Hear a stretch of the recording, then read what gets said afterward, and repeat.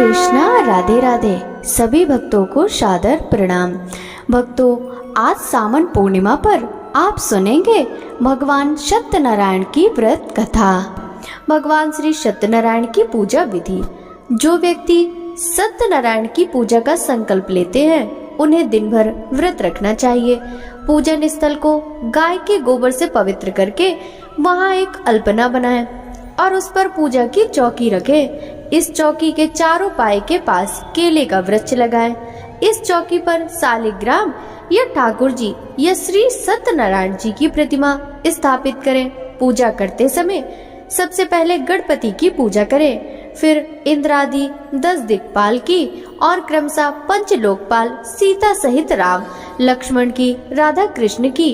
इसके पश्चात ठाकुर जी व सत्यनारायण की पूजा करें। इसके बाद माता लक्ष्मी की और अंत में महादेव जी और ब्रह्मा जी की पूजा करें। पूजा के बाद सभी देवों की आरती करें और चरणामृत लेकर प्रसाद वितरण करें।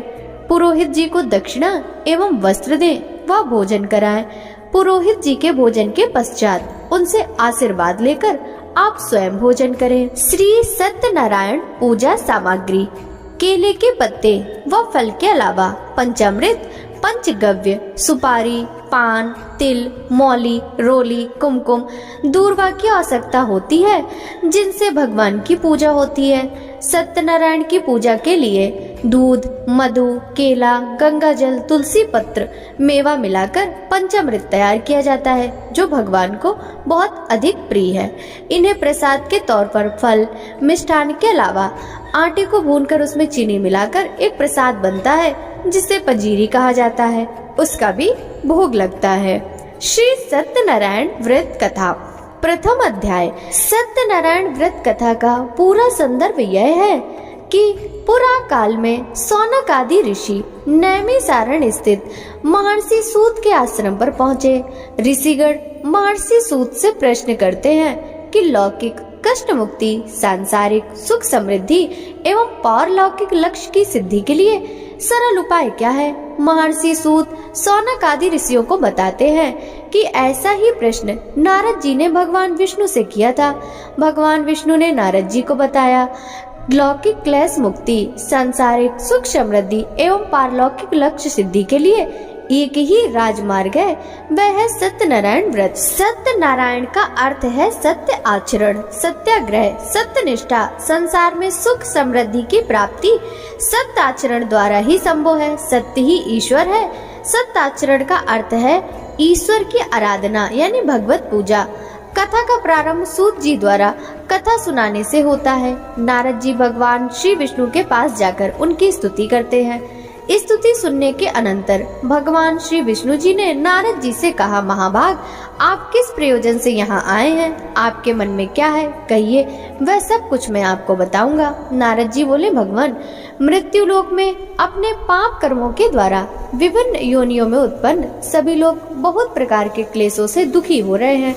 हे नाथ, किस लघु उपाय से उनके कष्टों का निवारण हो सकेगा? यदि आपके मेरे ऊपर कृपा हो तो वह सब मैं सुनना चाहता हूँ, उसे बताएं। श्री भगवान ने कहा, हे वत्स, संसार के ऊपर अनुग्रह करने की इच्छा से आपने बहुत अच्छी बात पूछी है। जिस व्रत के करने से प्राणी मोह से मुक्त हो जाता है उसे आपको बताता हूँ, सुनो। हे वत्स, स्वर्ग और मृत्यु लोक में दुर्लभ भगवान सत्यनारायण का एक महान पुण्यप्रद व्रत है। आपके स्नेह के कारण इस समय मैं उसे कह रहा हूँ।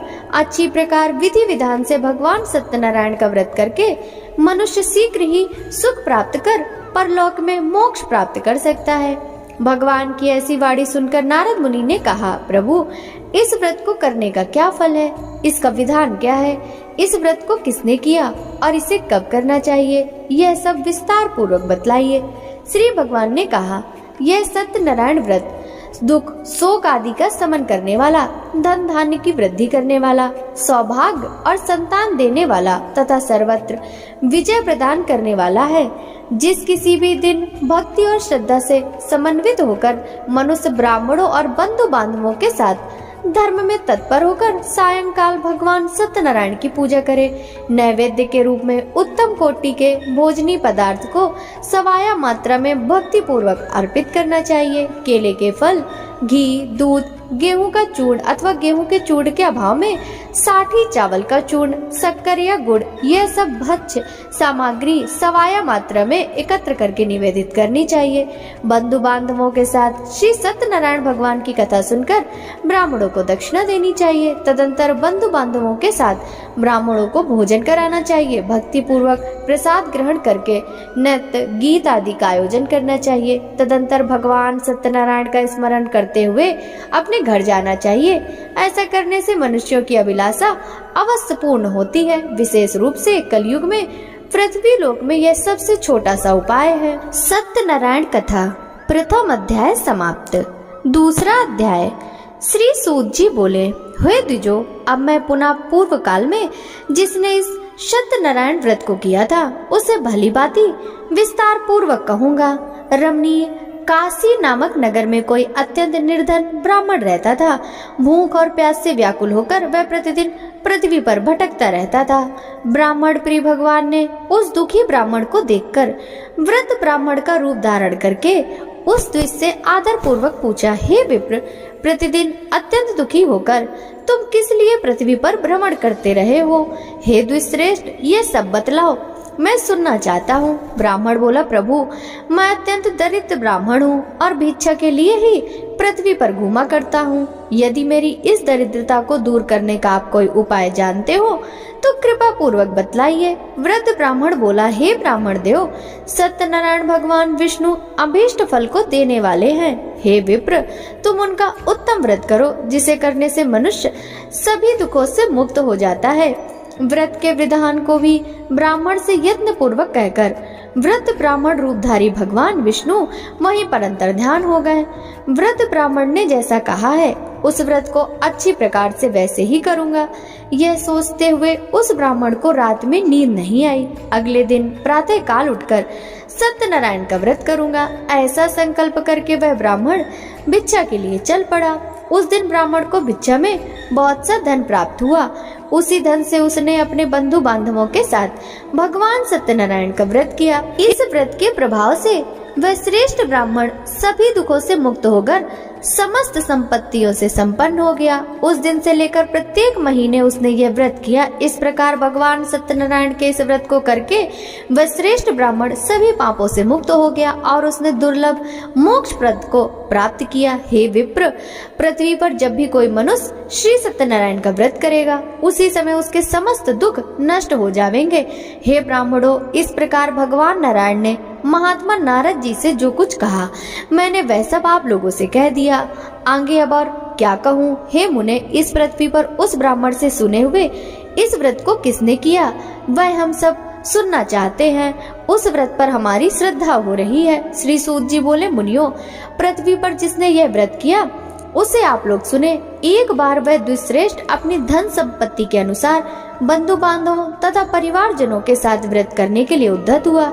इसी बीच एक लकड़हारा वहां आया और लकड़ी बाहर रखकर उस ब्राह्मण के घर गया। प्यास से व्याकुल उस ब्राह्मण को व्रत करता हुआ देख प्रणाम करके उससे बोला, प्रभु, आप ये क्या कर रहे हैं? इसके करने से किस फल की प्राप्ति होती है? विस्तार पूर्वक मुझसे कहिए। विप्र ने कहा, यह सत्यनारायण का व्रत है जो सभी मनोरथों को प्रदान करने वाला है।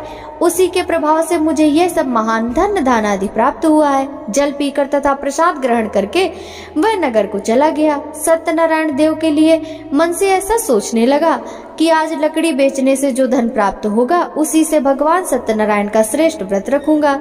इस प्रकार मन से चिंतन करता हुआ लकड़ी को मस्तक पर रखकर उस सुंदर नगर में गया जहाँ धन संपन्न लोग रहते थे। उस दिन उसने लकड़ी का 2 गुना मूल्य प्राप्त किया। इसके बाद प्रसन्न हृदय होकर वह पके हुए केले के फल, शर्करा, घी, दूध और गेहूं का चूर्ण सवाया मात्रा में लेकर अपने घर आया। तत्पश्चात उसने अपने बांधवों को बुलाकर विधि विधान से भगवान सीत सत्यनारायण का व्रत किया। उस व्रत के प्रभाव से वह धन पुत्र से संपन्न हो गया और इस लोक में अनेक सुखों को भोगकर अंत में सत्यपुर अर्थात वैकुंठ लोक को चला गया। श्री सत्यनारायण कथा दूसरा अध्याय समाप्त। तीसरा अध्याय। श्री सूत जी बोले, श्रेष्ठ मुनियों, अब मैं पुनः आगे की कथा कहूँगा, आप लोग सुने।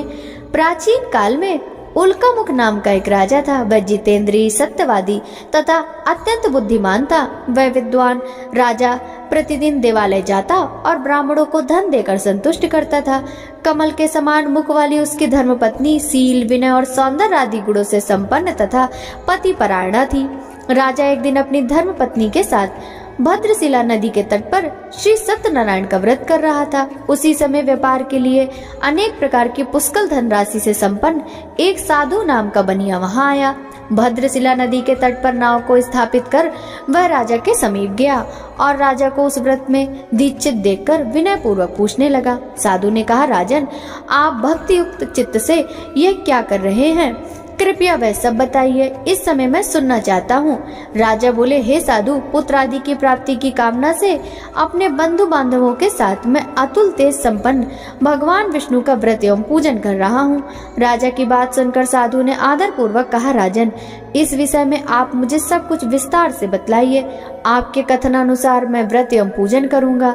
मुझे भी संतति नहीं है, इससे अवश्य ही संतति प्राप्त होगी। ऐसा विचार कर वह व्यापार से निवृत्त हो आनंद पूर्वक अपने घर आया। उसने अपनी भार्या से संतति प्रदान करने वाले इस सत्य व्रत को विस्तार पूर्वक बताया तथा जब मुझे संतति प्राप्त होगी तब मैं इस व्रत को करूंगा। इस प्रकार उस साधु ने अपनी भार्या लीलावती से कहा। एक दिन उसकी लीलावती नाम की सती साध्वी भार्या पति के साथ आनंद चित्त से ऋतुकालीन धर्म आचरण में प्रवृत्त हुई और श्री भगवान श्री सत्यनारायण की कृपा से उसकी वह भार्या गर्भणी हुई। 10वें महीने में उससे कन्या रत्न की उत्पत्ति हुई और वह शुक्ल पक्ष के चंद्रमा की भांति दिन प्रतिदिन बढ़ने लगी। उस कन्या का नाम कलावती रखा गया। इसके बाद एक दिन लीलावती ने अपने स्वामी से मधुरवाणी में कहा, आप पूर्व में संकल्पित श्री सत्यनारायण के व्रत को क्यों नहीं कर रहे हैं? साधु बोला, प्रिय, इसके विवाह के समय व्रत करूंगा। इस प्रकार अपनी पत्नी को भली भांति आश्वस्त कर वह व्यापार करने के लिए नगर की ओर चला गया। इधर कन्या कलावती पिता के घर में बढ़ने लगी। तदंतर धर्मज्ञ साधु ने नगर में सखियों के साथ क्रीड़ा करती हुई अपनी कन्या को विवाह के योग्य देखकर आपस में मंत्रणा करके कन्या विवाह के लिए श्रेष्ठ वर का अन्वेषण करो, ऐसा दूत से कहकर शीघ्र ही उसे भेज दिया। उसकी आज्ञा प्राप्त करके दूत कांचन नामक नगर में गया और वहां से एक वणिक का पुत्र लेकर आया। उस साधु ने उस वणिक के पुत्र को सुंदर और गुणों से संपन्न देखकर अपनी जाति के लोगों तथा बंधु बांधवों के साथ संतुष्ट चित्त से विधि विधान से वणिक पुत्र के हाथ में कन्या का दान कर दिया। उस समय वह साधु बनिया दुर्भाग्यवश भगवान का वह उत्तम व्रत करना भूल गया। पूर्व संकल्प के अनुसार विवाह के समय व्रत न करने के कारण भगवान उस पर रुष्ट हो गए। कुछ समय पश्चात अपने व्यापार में कुशल वह साधु बनिया काल की प्रेरणा से अपने दामाद के साथ व्यापार करने के लिए समुद्र के समीप स्थित रत्नसारपुर नामक सुंदर नगर में गया और अपने श्री संपन्न दामाद के साथ वहाँ व्यापार करने लगा। उसके बाद जब वे दोनों राजा चंद्रकेतु के रमणी उस नगर में गए, उसी समय भगवान श्री सत्यनारायण ने उसे भ्रष्ट प्रतिज्ञ देखकर इसे दारुण कठिन और महान दुख प्राप्त होगा ऐसा शाप दे दिया। एक दिन एक चोर राजा चंद्रकेतु के धन को चुराकर वहीं आया जहाँ दोनों वणिक स्थित थे। वह अपने पीछे दौड़ते हुए दूतों को देखकर भयभीत चित्त से धन वहीं छोड़कर शीघ्र ही छिप गया। इसके बाद राजा के दूत वहां आ गए और जहां वह साधु वणिक था वहां राजा के धन को देखकर वे दूत उन दोनों वणिक पुत्रों को बांध कर ले आए और हर्ष पूर्वक दौड़ते हुए राजा से बोले, प्रभु, हम तो चोर पकड़ कर लाए हैं, इन्हें देखकर आप आज्ञा दें। राजा की आज्ञा से दोनों शीघ्र ही दृढ़ता पूर्वक बांधकर बिना विचार किए महान कारागार में डाल दिए गए। भगवान सत्यदेव की माया से किसी ने उन दोनों की बात नहीं सुनी और राजा चंद्रकेतु ने उन दोनों का धन भी ले लिया। भगवान के शाप से वणिक के घर में उसकी भार्या भी अत्यंत दुखी हो गई और उसके घर से सारा का सारा जो धन था वह चोर चुरा ले गए। लीलावती शारीरिक एवं मानसिक पीड़ाओं से युक्त भूख और प्यास से दुखी हो अन्न की चिंता में दर दर भटकने लगी। कलावती कन्या भी भोजन के लिए इधर उधर प्रतिदिन घूमने लगी। एक दिन भूख से पीड़ित हो कलावती एक ब्राह्मण के घर गई। वहाँ जाकर उसने श्री सत्यनारायण के व्रत पूजन को देखा। वहाँ बैठकर उसने कथा सुनी और वरदान मांगा। उसके बाद प्रसाद ग्रहण करके वह कुछ रात होने पर घर आ गई। माता ने कलावती कन्या से प्रेम पूर्वक पूछा, पुत्री, रात में तू कहाँ रुक गई थी? तुम्हारे मन में क्या है? कलावती कन्या ने तुरंत माता से कहा, माँ, मैंने एक ब्राह्मण के घर में मनोरथ प्रदान करने वाला व्रत देखा है। कन्या की उस बात को सुनकर वह वणिक की भार्या व्रत करने को उद्यत हुई और प्रसन्न मन से उस साध्वी ने बंधु बांधवों के साथ भगवान श्री सत्यनारायण का व्रत किया। इस प्रकार प्रार्थना की, भगवान, आप हमारे पति एवं जमाता के अपराध को क्षमा करें, वे दोनों अपने घर शीघ्र आ जाएं। इस व्रत से भगवान सत्यनारायण पुनः संतुष्ट हो गए तथा उन्होंने नृपश्रेष्ठ चंद्रकेतु को स्वप्न दिखाया और स्वप्न में कहा, नृपश्रेष्ठ, प्रातः काल दोनों वणिकों को छोड़ दो और वह सारा धन भी दे दो जो तुमने उनसे इस समय ले लिया है, अन्यथा राज्य, धन एवं पुत्र सहित तुम्हारा सर्वनाश कर दूंगा। राजा से स्वप्न में ऐसा कहकर भगवान सत्यनारायण अंतर्ध्यान हो गए। इसके बाद प्रातः काल राजा ने अपने सभासदों के साथ सभा में बैठकर अपना स्वप्न लोगों को बताया और कहा, दोनों बंदी वणिक पुत्रों को शीघ्र ही मुक्त कर दो। राजा की ऐसी बात सुनकर वे राजपुरुष दोनों महाजनों को बंधन मुक्त करके राजा के सामने लाकर विनय पूर्वक बोले, महाराज, बेड़ी बंधन से मुक्त करके दोनों वणिक पुत्रों को लाए गए हैं। इसके बाद दोनों महाजन नृपश्रेष्ठ चंद्रकेतु को प्रणाम करके अपने पूर्व वृतांत का स्मरण करते हुए भयविहीन हो गए और कुछ बोल न सके। राजा ने वणिक पुत्रों को देखकर आदर पूर्वक कहा, आप लोगों से प्रारब्धवश यह महान दुख प्राप्त हुआ है, अब इस समय कोई भय नहीं। ऐसा कहकर उनकी बेड़ी खुलवाकर छौर कर्म आदि कराया। राजा ने वस्त्र अलंकार देकर उन दोनों वणिक पुत्रों को संतुष्ट किया तथा सामने बुलाकर वाणी द्वारा अत्यधिक आनंदित किया। पहले जो धन लिया था उससे 2 गुना करके उन्हें वापस कर दिया। उसके बाद राजा ने पुनः उनसे कहा, साधु, अब आप अपने घर को जाएं। राजा को प्रणाम करके आपकी कृपा से हम जा रहे हैं। ऐसा कहकर उन दोनों महावैश्यों ने अपने घर की ओर प्रस्थान किया।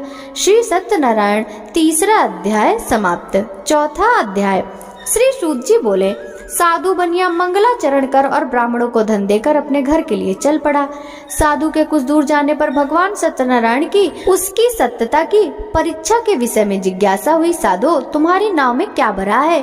तब धन के मद में चूर हुए दोनों महाजनों ने अवहेलना पूर्वक हंसते हुए कहा, दंडिन, क्यों पूछ रहे हो? क्या कुछ द्रव्य लेने की इच्छा है? हमारी नाव में तो लता पत्ते आदि भरे हुए हैं। ऐसी निष्ठुर वाणी सुनकर तुम्हारी बात सच हो जाए, ऐसा कहकर दंडी सन्यासी के रूप को धारण करते हुए भगवान कुछ दूर जाकर समुद्र के पास बैठ गए। दंडी के चले जाने पर नित्य क्रिया करने के पश्चात उतराई हुई अर्थात जल में ऊपर की ओर उठी हुई नौका को देखकर साधु अत्यंत आश्चर्य में पड़ गया और नाव में लता पता आदि देखकर मूर्छित हो पृथ्वी पर गिर पड़ा। सचेत होने पर वणिक पुत्र चिंतित हो गया। तब उसके दामाद ने इस प्रकार कहा, आप शोक क्यों करते हो? दंडी ने साथ दिया है, इस स्थिति में वे ही चाहे तो सब कुछ कर सकते हैं, इसमें संशय नहीं। अतः उन्हीं की शरण में हम चले, वही मन की इच्छा पूर्ण होगी। दामाद की बात सुनकर वह साधु बनिया उनके पास गया और दंडी को देखकर उसने भक्ति पूर्वक उन्हें प्रणाम किया तथा आदर पूर्वक कहने लगा, आपके सम्मुख मैंने जो कुछ कहा है असत्य भाषण रूप अपराध किया है, आप मेरे उस अपराध को क्षमा करें। ऐसा कहकर बारंबार प्रणाम करके वह महान शोक से व्याकुल हो गया। दंडी ने उसे रोता हुआ देखकर कहा, हे मूर्ख, रो मत, मेरी बात सुनो। मेरी पूजा से उदासीन होने के कारण तथा मेरी आज्ञा से ही तुम्हें बारंबार दुख प्राप्त किया है। भगवान की ऐसी वाणी सुनकर वह उनकी स्तुति करने लगा। साधु ने कहा, हे प्रभु, यह आश्चर्य की बात है कि आपकी माया से मोहित होने के कारण ब्रह्मा आदि देवता भी आपके गुणों और रूपों को यथावत रूप से नहीं जान पाते। फिर मैं मूर्ख आपकी माया से मोहित होने के कारण कैसे जान सकता हूँ? आप प्रसन्न हो, मैं अपनी धन संपत्ति के अनुसार आपकी पूजा करूँगा। मैं आपकी शरण में आया हूँ। मेरा जो नौका में स्थित पूरा धन था उसकी तथा मेरी रक्षा करें। उस बनिया की भक्ति युक्त वाणी सुनकर भगवान जनार्दन संतुष्ट हो गए। भगवान हरि उसे अभिष्ट वर प्रदान करके वहीं अंतर्ध्यान हो गए।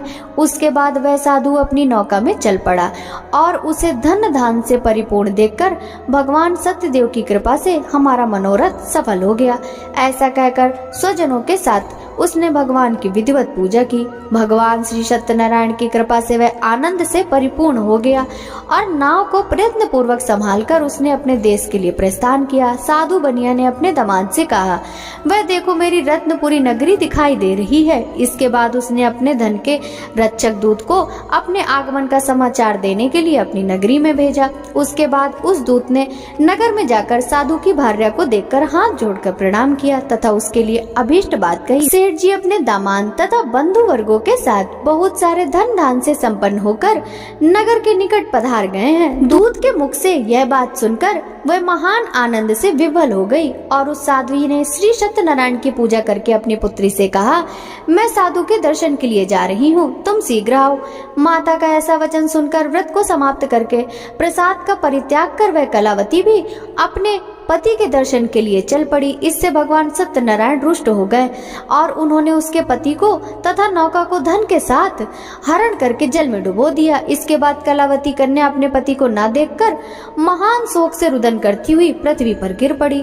नाव का दर्शन तथा कन्या को अत्यंत दुखी देख भयभीत मन से साधु बनिया ने सोचा, यह क्या आश्चर्य हो गया। नाव का संचालन करने वाले भी सभी चिंतित हो गए। तदंतर वह लीलावती भी कन्या को देखकर विवल हो गई और अत्यंत दुख से विलाप करती हुई अपने पति से इस प्रकार बोली, अभी अभी नौका के साथ वह कैसे अलिक्षित हो गया, न जाने किस देवता की उपेक्षा से वह नौका हरण कर ली गई है, अथवा श्री सत्यनारायण का महात्म कौन जान सकता है। ऐसा कहकर वह स्वजनों के साथ विलाप करने लगी और कलावती कन्या को गोद में लेकर रोने लगी। कलावती कन्या भी अपने पति के नष्ट हो जाने पर दुखी हो गई और पति की पादुका लेकर उनका अनुगमन करने के लिए उसके मन में निश्चय किया। कन्या के इस प्रकार के आचरण को देख भार्या सहित वह धर्मज्ञ साधु बनिया अत्यंत शोक संतप्त हो गया और सोचने लगा, या तो भगवान सत्यनारायण ने यह अपहरण कर लिया अथवा हम सभी भगवान सत्यदेव की माया से मोहित हो गए हैं।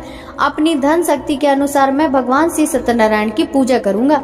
सभी को बुलाकर इस प्रकार कहकर उसने अपने मन की इच्छा प्रकट की और बारंबार भगवान सत्यदेव को दंडवत प्रणाम किया।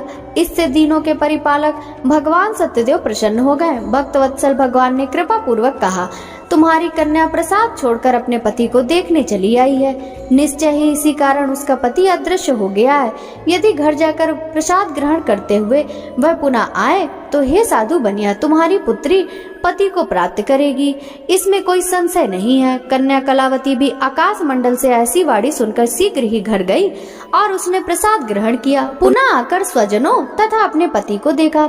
तब कलावती कन्या ने अपने पिता से कहा, अब तो घर चले, विलंब क्यों कर रहे हो। कन्या की वह बात सुनकर वणिक पुत्र संतुष्ट हो गया और विधि विधान से भगवान सत्यनारायण का पूजन करके धन तथा बंधु बांधवों के साथ अपने घर को गया। तदंतर पूर्णिमा तथा संक्रांति पर्वों पर भगवान सत्यनारायण का पूजन करते हुए इस लोक में सुख भोग कर अंत में वह सत्यपुर यानी वैकुंठ लोक को चला गया। श्री सत्यनारायण कथा चौथा अध्याय समाप्त। पांचवा अध्याय। श्री सूत जी बोले, श्रेष्ठ मुनियों, अब इसके बाद मैं दूसरी कथा कहूँगा, आप लोग सुने। अपनी प्रजा का पालन करने में तत्पर तुंगध्वज नामक एक राजा था। उसने सत्यदेव के प्रसाद का परित्याग करके दुख को प्राप्त किया। एक बार वह वन में जाकर और वहाँ बहुत से पशुओं को मारकर वट वृक्ष के नीचे आया। वहाँ उसने देखा कि गोपगढ़ बंधु बांधवों के साथ संतुष्ट होकर भक्ति पूर्वक भगवान सत्यदेव की पूजा कर रहे हैं। राजा यह देखकर भी अहंकार वश न तो वहाँ गया और न उसने भगवान सत्यदेव को प्रणाम ही किया। पूजन के बाद सभी गोपगढ़ भगवान का प्रसाद राजा के समीप रखकर वहाँ से लौट आए और इच्छा अनुसार उन सभी ने भगवान का प्रसाद ग्रहण किया। इधर राजा को प्रसाद का परित्याग करने से बहुत दुख हुआ। उसका संपूर्ण धन धान सभी सौपुत्र नष्ट हो गए। राजा ने मन में यह निश्चय किया कि अवश्य ही भगवान सत्यनारायण ने हमारा नाश कर दिया, इसलिए मुझे वहां जाना चाहिए। इस लोक में वह सभी इच्छित फलों का भोग प्राप्त करके अंत में वैकुंठ लोक को जाता है। हे ब्राह्मणों, इस प्रकार मैंने आप लोगों से भगवान सत्यनारायण के व्रत को कहा, जिससे करके मनुष्य सभी दुखों से मुक्त हो जाता है। कलयुग में तो भगवान सत्यदेव की पूजा विशेष फल प्रदान करने वाली है। भगवान विष्णु को ही कुछ लोग काल, कुछ लोग सत्य, कुछ लोग ईश्वर, कुछ लोग सत्यदेव तथा दूसरे लोग सत्यनारायण नाम से जानते हैं। अनेक रूप धारण करके भगवान सत्यनारायण सभी का मनोरथ सिद्ध करते हैं। कलयुग में सनातन भगवान विष्णु ही सत्य व्रत रूप धारण करके ही सभी का मनोरथ पूर्ण करने वाले होंगे।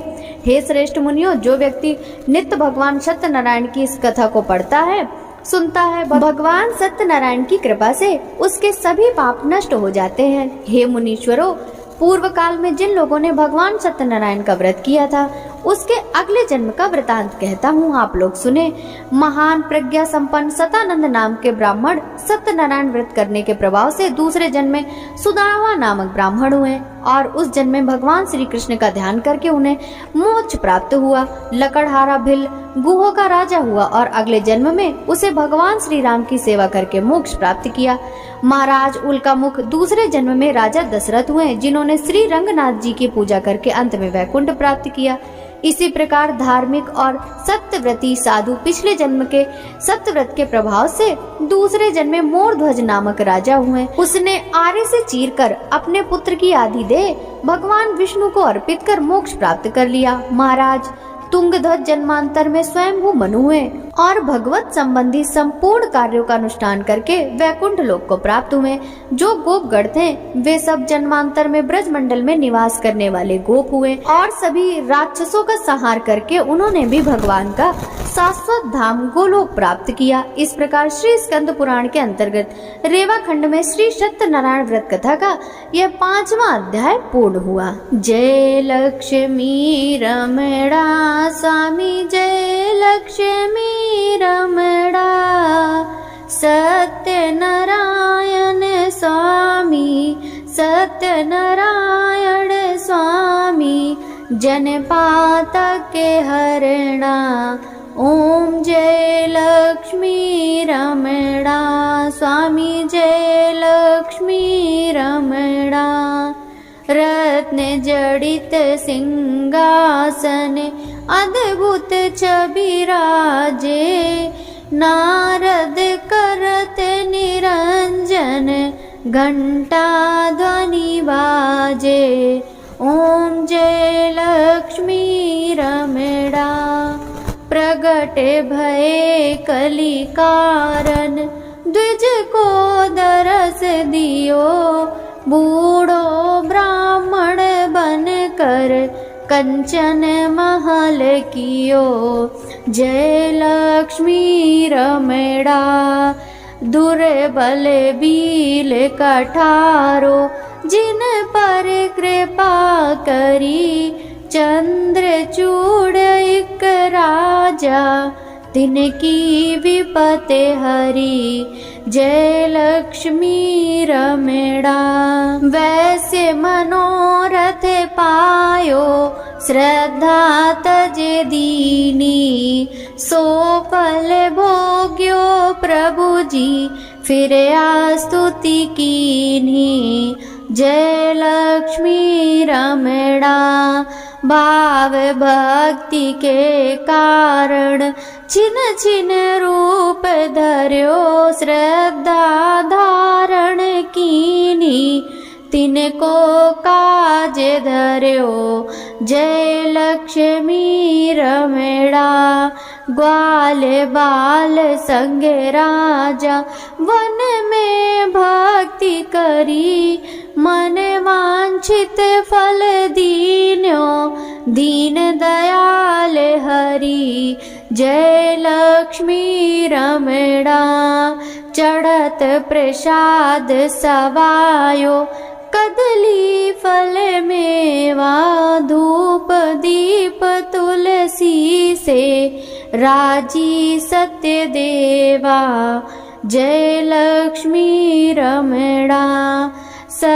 सत्यनारायण जी की आरती जो कोई नर गावे, ऋषि सिद्ध सुख संपत्ति सहज रूप पावे।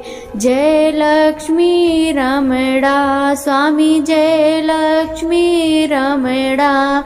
सत्यनारायण स्वामी जनपात के हरणा। जय लक्ष्मी रमणा। प्रेम से बोलिए विष्णु भगवान की जय, श्री सत्यनारायण भगवान की जय, माता लक्ष्मी की जय।